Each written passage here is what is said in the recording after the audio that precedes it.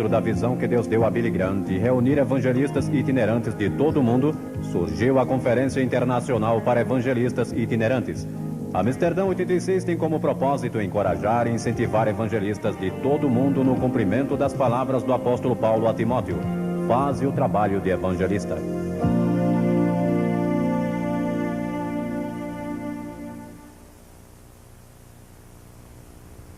Quero que abram as suas Bíblias comigo em Mateus capítulo 24, o terceiro versículo, Mateus 24, 3. Estando assentado no Monte das Oliveiras, chegaram-se a ele os seus discípulos em particular, dizendo: dize-nos quando serão essas coisas e que sinal haverá da tua vinda e do fim do mundo. E então, no capítulo 1 de Atos, começando com o versículo 8: mas recebereis poder ao descer sobre vós o Espírito Santo, e sereis minhas testemunhas, tanto em Jerusalém como em toda a Judeia e Samaria e até os confins da terra. Ditas estas palavras, foi Jesus elevado às alturas, e uma nuvem o encobriu dos seus olhos. Eu creio que foi uma nuvem de anjos. Anjos anunciaram o seu nascimento, e creio que anjos o escoltaram de volta ao Pai.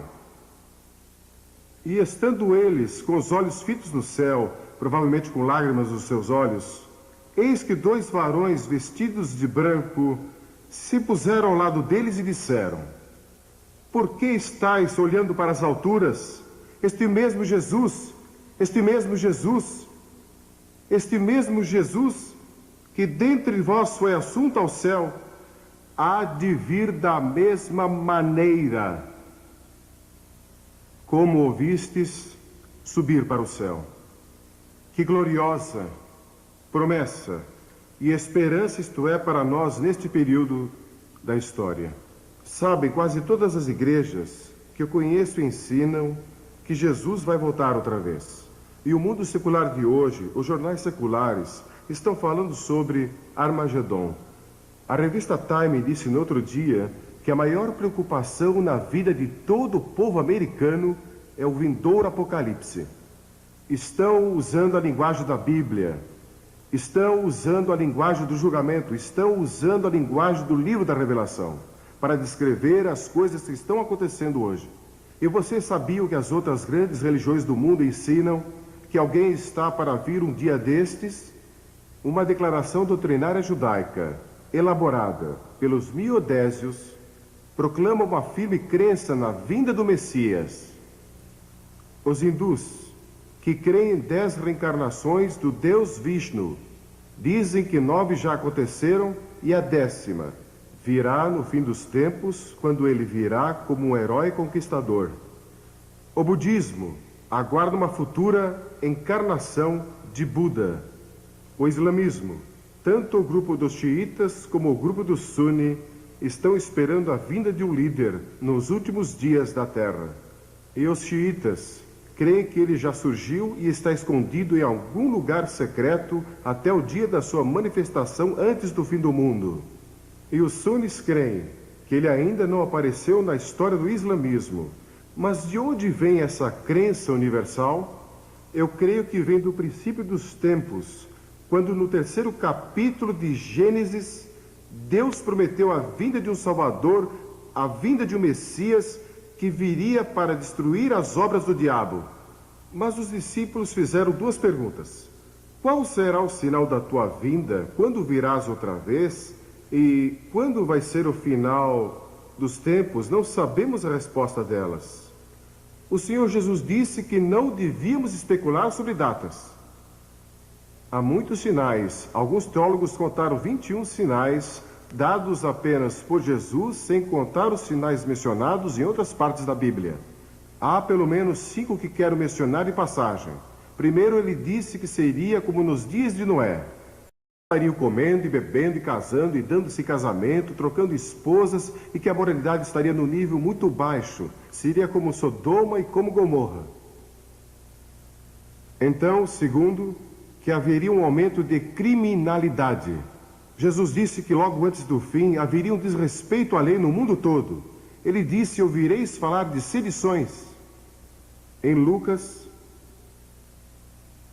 capítulo 21, no versículo 9, sedições. Essa palavra traz consigo a ideia de que o desrespeito à lei será geral. E traz consigo a ideia de rebelião, revolução, terrorismo e criminalidade, indicando que isso será um sinal da breve vinda de Cristo. E houve outra época na história que vimos tanta criminalidade, é generalizada, e foi o que Jesus disse. Então ele disse que guerras e revoluções aumentariam, ouvireis de guerras e rumores de guerras. Richard Nixon, o ex-presidente Nixon, esteve em Moscou há pouco tempo com o Sr. Gorbachev. Pode imaginar isso? E estão falando sobre paz. Eu peço a Deus que ele chegue a uma solução e que as superpotências possam se unir e trazer pelo menos um período temporário de paz, e que paremos de construir todas essas bombas e paremos de construir todos esses armamentos que podem destruir a humanidade. Sou a favor da destruição de todas as armas, de destruição em massa. E a bomba atômica é tão terrível e tão devastadora que é difícil imaginar. E vocês sabiam que na América fundaram uma revista no começo deste século, chamado Século Cristão? Mais pessoas foram mortas e mais pessoas morreram de fome neste século do que em qualquer outro na história. E a Bíblia também diz que o conhecimento e as viagens se multiplicarão. Sabe com que rapidez podíamos viajar até o ano de 1840? Tão rápido quanto um cavalo podia até 1840. E nestes poucos anos, conseguimos viajar pelo céu a quase 30 mil quilômetros por hora. Pense nisso. Ele também disse que haveriam enganadores e zombadores. Disse que muitos falsos profetas se levantariam dizendo ser o Cristo. Você sabia que só em Los Angeles dizem que há mais de 400 que proclamam ser Jesus Cristo? Estão no lugar certo, Los Angeles.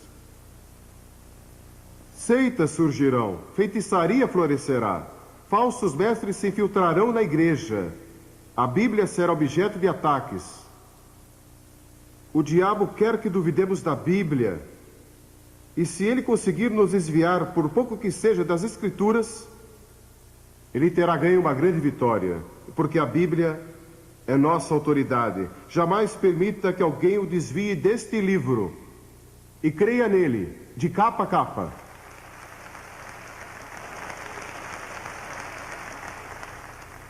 Agora, este mundo tem uma necessidade urgente de liderança. Quem vai acabar com o mal? Quem vai trazer paz a este mundo? A Bíblia diz que pessoas falarão de paz, paz, paz, quando não há paz. Nunca ouvi falar ou li de um momento na história em que a palavra paz foi usada com tanta frequência. Outro sinal que Jesus está para voltar. Um diplomata europeu disse algum tempo atrás que se o diabo pudesse resolver os problemas do mundo, ele seguiria o diabo. E alguns deles já estão seguindo o diabo. Uma menininha estava observando um velho relógio quando devia dar 12 badaladas, e alguma coisa estava errada e deu 13 badaladas. Ela correu para a mãe e disse: "Mamãe, é mais tarde do que nunca foi antes." Bem, quero lhes dizer, é mais tarde do que jamais foi antes. Nunca foi tão tarde antes, mas quero dizer outra coisa. Deus tem um plano. Deus tem um plano. Ele não abandonou este planeta para vaguear pelo espaço como um robô perdido. Filósofos seculares estão perguntando o que é a história afinal, por que o homem está sobre a Terra, para onde está indo? Alguns dizem que a história é como uma mosca bêbada com as patas sujas, de tinta fresca, cambaleando através de uma folha de papel. As pegadas não levam a lugar nenhum e não tem qualquer sentido ou nexo. A moderna filosofia hedonista foi descrita como um homem cego, numa sala sem janelas, procurando um gato preto que não está lá. E isto descreve alguns dos nossos dias atuais. Não tem qualquer ideia do que está acontecendo. Não consegue discernir de forma alguma que Deus tem um propósito. O grande ensino da Bíblia é que Deus não abandonou o mundo. Ele tem um plano. E seu plano é que Jesus Cristo vai voltar e trazer paz e justiça ao nosso mundo. Mas até lá, você e eu temos uma tarefa a cumprir. Nosso Senhor disse: ocupem-se, sejam fiéis até que eu venha. E ele também disse que o Evangelho do Reino será pregado a todas as nações e então virá o fim. O Evangelho vai ser pregado a todo o mundo. E no mundo sem esperança, devemos deixar Amsterdã como uma mensagem de esperança. A Bíblia diz que somos salvos e mantidos pela esperança, e a esperança não confunde. A Bíblia ensina que ele vai voltar entre nuvens, e todo olho o verá. E para nós que o conhecemos como nosso Salvador, vai ser um momento glorioso e emocionante quando Jesus voltar outra vez. E ele vai nos levar consigo, se cremos nele, e seremos arrebatados. E muitas coisas vão acontecer, mas não vamos falar nisso aqui. Mas para aqueles que o rejeitaram, aqueles que rejeitaram Jesus Cristo, vai haver choro e pranto e ranger de dentes. Porque a Bíblia ensina que o inferno existe. Nós não gostamos de pregar sobre isso, nem falar sobre isso, mas está na Bíblia e Jesus falou mais sobre isso que qualquer outro. E se formos fiéis à Bíblia, pregaremos sobre o inferno e o julgamento, avisando o povo. E uma razão porque há tanto pecado no mundo hoje é porque o homem perdeu o medo de que existe um inferno. Devemos ajudar os necessitados, os pobres e oprimidos. Devemos lutar por justiça social. Mas nossa tarefa primordial é proclamar o Evangelho da redenção centralizado na cruz e na ressurreição. Pela primeira vez na história, temos a possibilidade de alcançar todas as nações com o Evangelho de Cristo. Estão sendo alcançadas hoje, todas, praticamente pelo rádio. O Dr. Profride estava falando comigo hoje. Ele é o fundador e diretor da Rádio Transmundial. E ele declarou que não há um lugar neste planeta hoje que não possa receber o Evangelho. Isso nunca aconteceu antes, mas Jesus profetizou isso. E logo será levado via satélite pela televisão a todas as nações do mundo. Vivemos na época entre a primeira e a segunda vinda de Cristo, e sua segunda vinda se aproxima. Nós cremos, não sei quando será. Só Deus sabe isso. Mas é um fato incrível que Deus confiou a pessoas como você e eu, pecadores redimidos, a responsabilidade de cumprir aqui seu propósito divino. Por que não fez ele mesmo? Por que não usou os anjos? Por que confiou isso a nós? Eu não sei. Este é um dos mistérios mais profundos da soberania de Deus. Ele escolheu dar a nós o privilégio, o alto e santo privilégio, de proclamar sua mensagem do Evangelho do Reino. Já fui convidado a fazer muitas outras coisas da minha vida. Fui convidado a ser um embaixador, a ser um membro de gabinete, a ser ator de cinema e muitas outras coisas. Mas a minha resposta a esses convites é sempre a mesma. Deus me chamou para pregar o Evangelho, e eu não farei outra coisa enquanto viver além de pregar o Evangelho.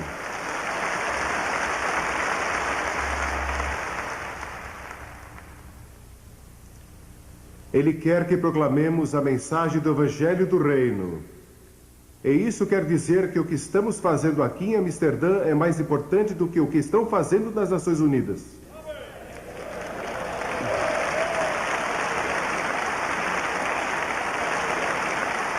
O que a igreja faz com o Evangelho tem mais significado do que as decisões feitas na Casa Branca, ou no Kremlin, ou em Londres, ou em Nairobi, ou qualquer outro lugar.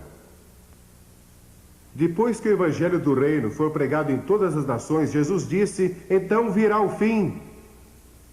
Não podemos estabelecer datas, mas eu creio que quando terminarmos a tarefa de evangelizar o mundo, não cristianizar o mundo nunca vai ser cristianizado. Não há promessa nas Escrituras de que o mundo todo vai se voltar para Cristo. Mas quando evangelizarmos,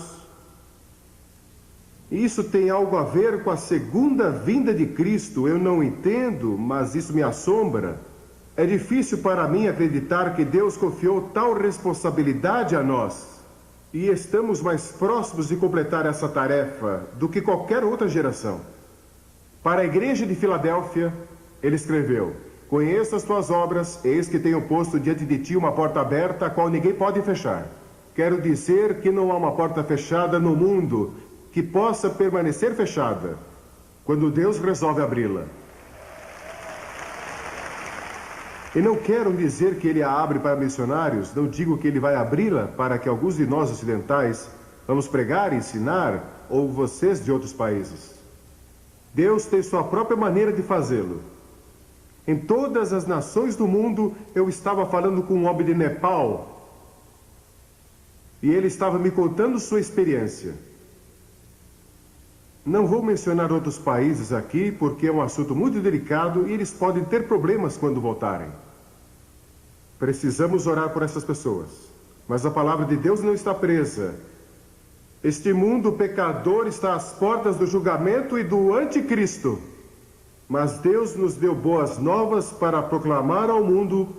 Para estes últimos dias, Ele nos deu poder espiritual e os recursos para levar o Evangelho ao mundo todo.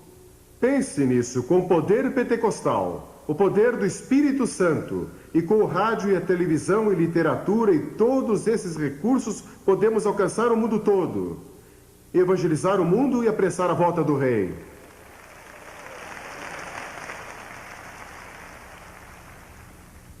Se você não rededicou sua vida e seu ministério a Cristo durante estes dias em Amsterdã, eu oro que eu faça hoje. Visto que todas estas coisas serão assim desfeitas, deveis ser tais como os que vivem santo procedimento. Para o evangelista, vai ser uma vida perigosa. Vai ser uma vida solitária para vocês e suas famílias, em muitas áreas. Vai ser uma vida quebrantada, um evangelista chora pelos perdidos. Talvez tenha que viver em fraqueza, como muitos evangelistas. Muitos evangelistas que são fiéis a Deus, nunca foram muito saudáveis. Mas Deus sempre os sustenta. Eu olho para alguns aqui que são fortes e saudáveis, e vocês podem até dormir de pé, encostados a um poste. Eu daria tudo para ser como vocês. Não sou assim. Nunca fui uma pessoa muito forte. Minha esposa é forte. É mesmo.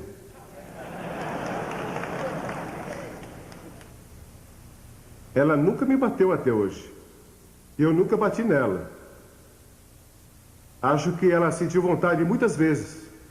E com muita razão. Mas eu creio que estamos vivendo no último período da história. E a próxima fase da história vai ser a era do reino de Deus. Agora Deus pode reinar em nossos corações e seu reino está dentro de nós. Mas vai chegar o dia em que ele vai reinar em todo o mundo. O futuro líder deste mundo é Jesus Cristo.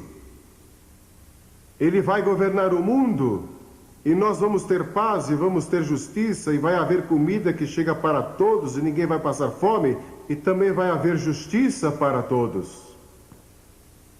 Eu não sei as respostas a muitos dos problemas políticos deste mundo. Eu oro pelas pessoas. Em todos esses países, visitei tantos deles, preguei ali. Agora estão em guerra e tumulto e rebelião. Li sobre um país onde dizem que 200.000 pessoas foram assassinadas desde janeiro. Mas ouvimos tão pouco sobre isso, porque as câmeras estão em outro lugar. Mas estão sofrendo em todo o mundo. Mas cada vez que você ganha alguém para Cristo, está apressando a volta do Rei. Um dia a Bíblia diz, veremos o Filho do Homem voltando entre as nuvens do céu com grande poder e grande glória. E fiquem sabendo que não há poder militar neste mundo, nem bomba atômica ou de hidrogênio que possa enfrentá-lo quando ele vier.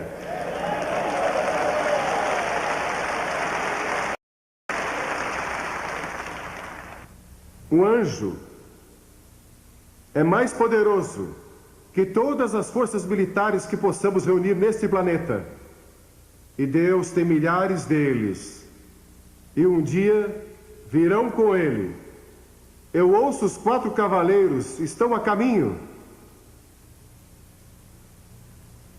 Esses 4 cavaleiros, posso ouvi-los galopando. Escrevi um livro sobre isso há alguns anos. E vocês sabiam, isso é interessante, esse livro foi impresso na União Soviética, com a permissão das autoridades.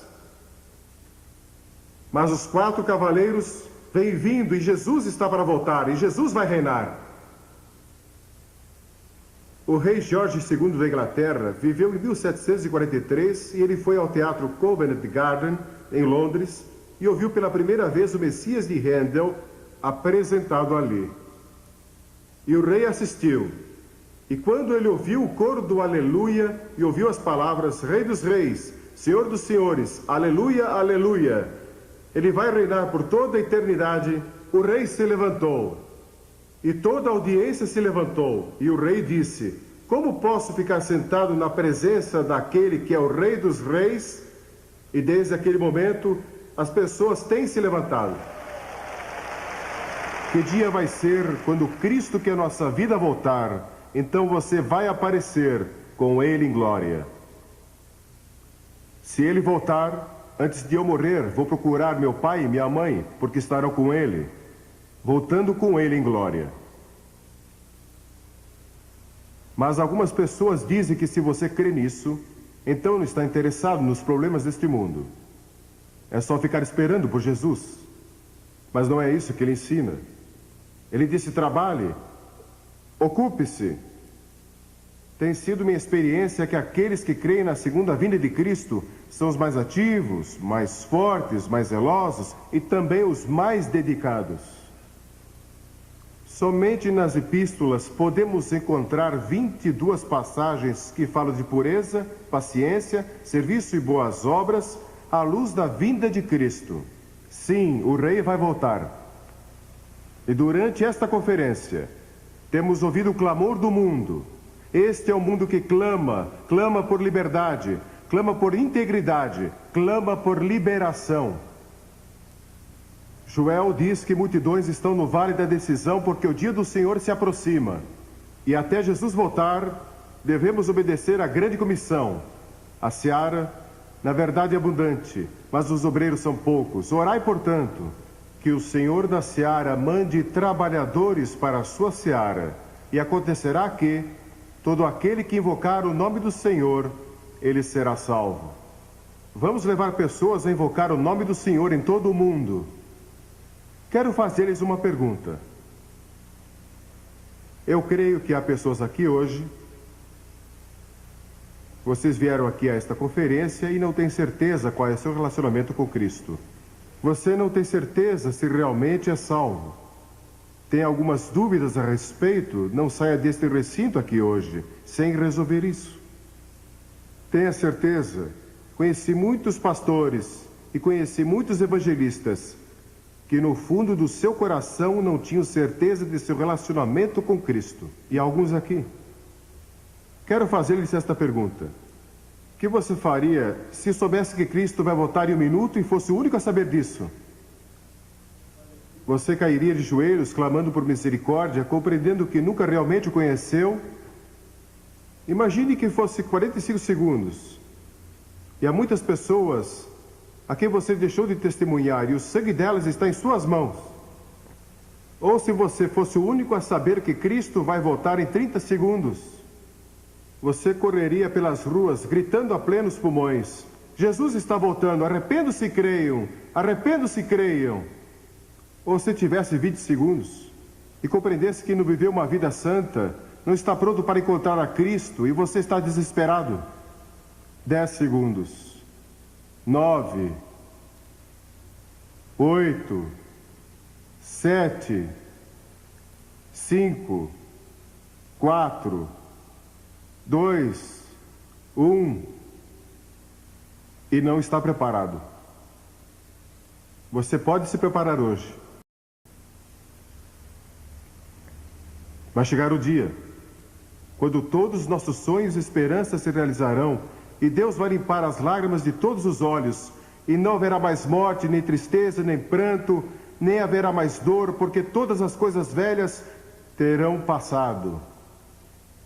Sim, vou encontrar você no céu, se você conhece a Cristo. Vou ver você no céu e sei que vou para lá. Nunca tive dúvida a respeito. Sabe por quê? Porque se minha salvação dependesse de Billy Graham, eu estaria perdido.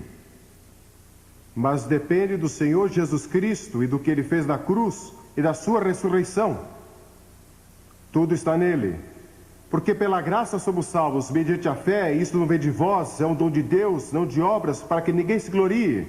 Se você conseguisse salvar a si mesmo, você andaria pelo céu dizendo, vejam, consegui chegar aqui sem a ajuda de ninguém. Mas o que você tem que fazer é chegar diante de Deus e dizer, Deus tem misericórdia de mim. Venha até a cruz.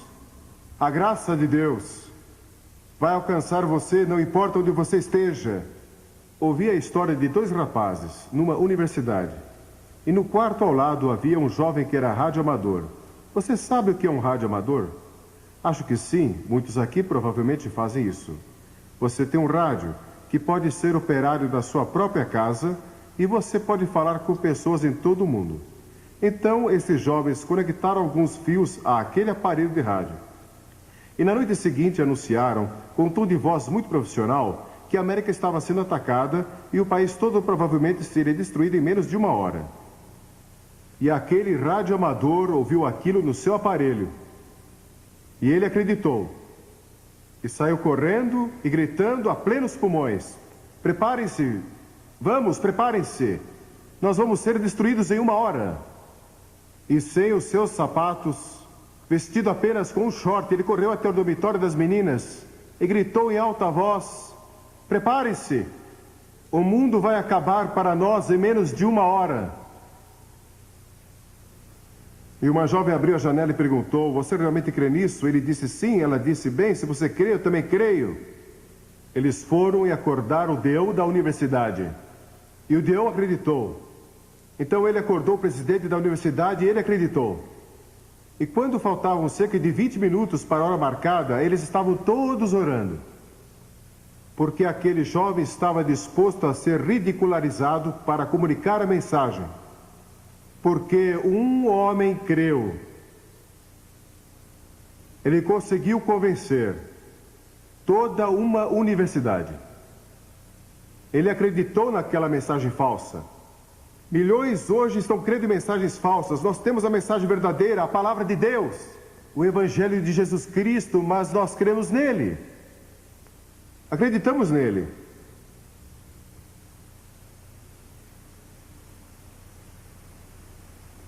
Antes de regressar para casa, seu primeiro passo deveria ser rededicação e consagração. Quando D.L. Moody visitou a Inglaterra, ele conheceu Henry Varley, um açougueiro convertido. Um dia Varley lhe disse, Moody, o mundo ainda está para ver o que Deus pode fazer com um homem totalmente consagrado a Jesus Cristo. E Moody pensou naquilo por um momento. Então se levantou e disse, pela graça de Deus, vou ser esse homem. Você vai dizer isso de Uganda? Você vai dizer isso das Ilhas Salomão? Você que é da Austrália vai dizer isso? Vou ser o homem de Deus para meu país, vou ser o homem de Deus para a minha vila, para a minha cidade, onde eu moro. Vou me entregar totalmente ao Senhor.